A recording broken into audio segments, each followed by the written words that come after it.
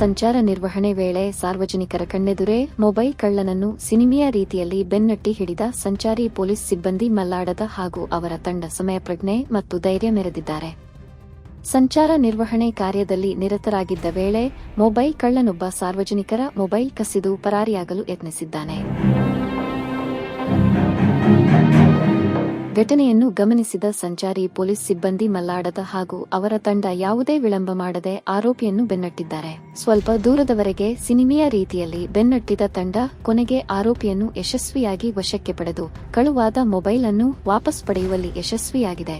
ಬಳಿಕ ಆರೋಪಿಯನ್ನು ಹಾಗೂ ವಶಪಡಿಸಿಕೊಂಡ ಮೊಬೈಲ್ ಅನ್ನು ಸಂಬಂಧಿಸಿದ ಪೊಲೀಸ್ ಠಾಣೆಗೆ ಒಪ್ಪಿಸಿ ಮುಂದಿನ ಕಾನೂನು ಕ್ರಮ ಕೈಗೊಳ್ಳಲಾಗಿದೆ. ಸಂಚಾರಿ ಸಿಬ್ಬಂದಿ ಮಲ್ಲಾಡದ ಹಾಗೂ ಅವರ ತಂಡದ ಸಮಯಪ್ರಜ್ಞೆ, ಧೈರ್ಯ ಮತ್ತು ಕರ್ತವ್ಯನಿಷ್ಠೆಗೆ ಸಾರ್ವಜನಿಕರು ಮೆಚ್ಚುಗೆ ವ್ಯಕ್ತಪಡಿಸಿದ್ದಾರೆ.